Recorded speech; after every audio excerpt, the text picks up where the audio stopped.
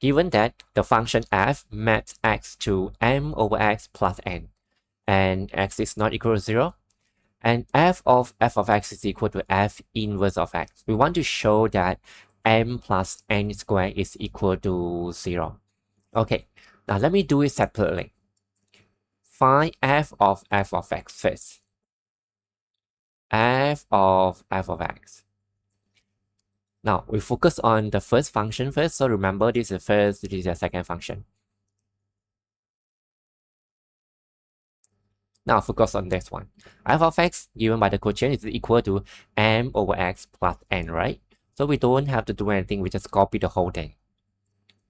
M over x plus n. So the next step, you need to be more careful. Still using the function of f, m over x plus n, m over x plus n. Okay, you will see that I write parentheses here instead of just writing the x here. Why? Now, what do we need to write here is actually depend on what we see inside the parentheses. So this one, I can change become f of x is equal to m over x plus n. X is not equal to 0. So if inside this parentheses is 1, I'm going to write 1 here. If this is x, I write x. If this is 2, I write 2, right? As we did just now, this is x, right? That's why we write x. But now, inside the parentheses is no longer x, but m over x plus n. Therefore, here, we cannot just write x. We need to write this whole thing. So it becomes m over x plus n. Okay, so here, actually, we don't have to write the parentheses. It's okay. Now, let me simplify it so that it looks nicer. So this is m over 1. So in order to combine these two terms together, I need to change the denominator become the same first, right? So what I'm going to do here is multiply here by x, do the same thing for the denominator and numerator. So m over, once the denominator becomes the same, I can just combine these two fractions together. So m plus nx over x plus n. Now, that's one. Before I show you how to proceed the next step, you need to understand this one first. Let's say 6 divided by 2 over 3 is actually equal to 6 times 3 over 2, right? So m divided by this is actually equal to m times x over m plus nx. So this whole thing will become mx over m plus nx. Okay, plus n. Now, I don't want to stop here. I want to make it more simple. So what I'm going to do is still the same thing. We change the denominator become the same first, then I combine that two fractions together. Let me multiply the numerator and denominator, multiply them by m plus nx. M plus nx. So here I will get mx plus mn plus n square x. And the denominator we just copy m plus nx.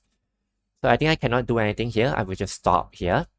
Now let me proceed to f inverse of x.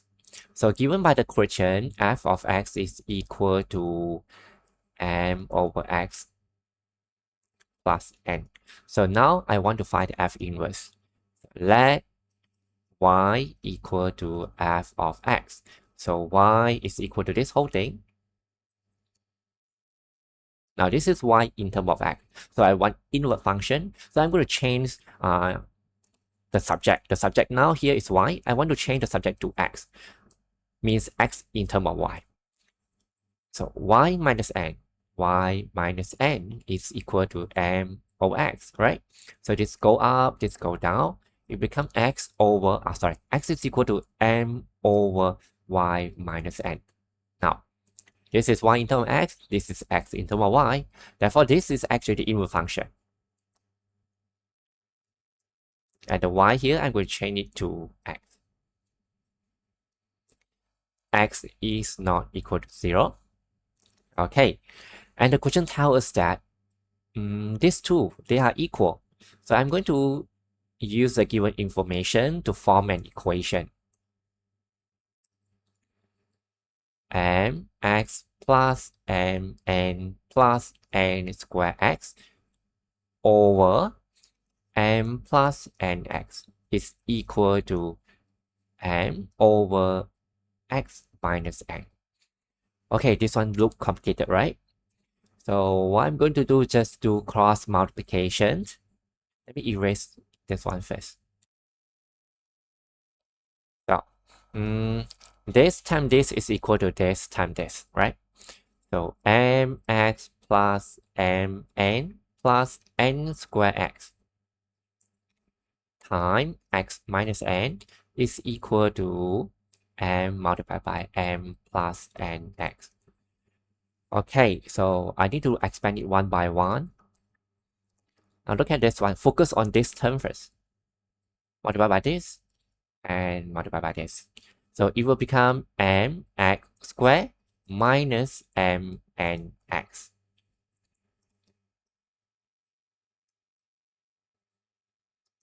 Now let's focus on the second term, this one. Do the same thing. So positive become positive, which is m and x. Positive, negative become negative, and n squared. Okay, let's move on to the last term. Positive become positive, n square x square. Positive, negative become negative, n cube, and x. Okay, so this whole thing is equal to m squared plus m and x. Okay, it look quite complicated. So what is our goal is we want to show that m plus n squared is equal to 0. So we want to show this one. Let me rearrange all these terms. I'm going to bring all these terms here to another side. mx squared minus m and x plus m and x. Oh, I think I made a mistake here. So this is m x squared. This is m and x. I think should be correct. Okay, let me move on, see how it's go. These two, this minus m and x plus m and x, they cancel each other. So I don't have to write anymore. Minus n square plus n square x square minus n cube x minus m square minus m and x equal to 0. Okay, so let me rearrange all this term, x squared and x squared together. And then x and x together. Negative m and x minus n cube x. And last one, constant together. Minus m squared and minus m n squared is equal to 0. Okay. So here, I'm going to factorize the x out, x squared out. So I will get this one, m plus n squared. And here, I'm going to bring out nx. So I will get m here, negative, positive will become negative, right? So I need another n squared so that you will get n cube x. Okay, so here do the same thing. I'm going to bring out m. Here is equal to, in order to get back these two terms, inside the parentheses, we need to write m so that you will get m squared. We want negative, therefore I need to put positive here so that negative, positive become negative. Okay, n squared. Let me double check. Okay, correct. Now, since all we see here, we have m plus n squared. What I'm going to do next is bring this whole thing m plus n squared up. So m plus n squared. Remember the parentheses? And then we left x squared minus nx minus nx minus m is equal to 0. Okay, so the next step, by using zero properties, for example, x minus 3, let's say 2x plus 4, 5, for example, is equal to 0. So how do we get the value of x? You can say that x minus 3 is equal to 0, or 2x plus 5 is equal to 0, right? And then you move on, find the value of x. Here we don't have to find the value of x, we just want to show that m plus n squared is equal to 0.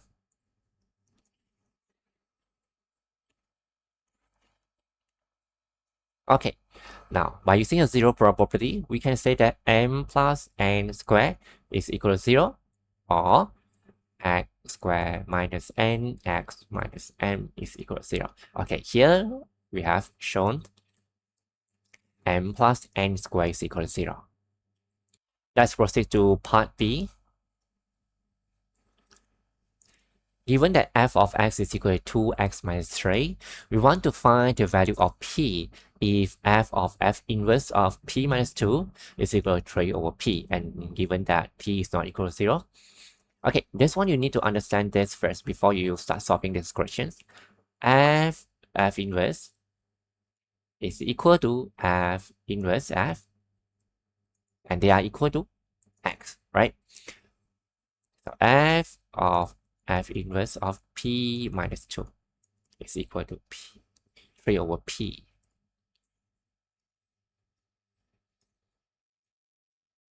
Now, as I told you just now, this whole thing you don't have to calculate is actually equal to p minus 2, right? Multiply the p, go up here, you will get p squared minus 2p is equal to 3, and then move the 3 over here. P squared minus 2p minus 3 is equal to 0. Do the factorization.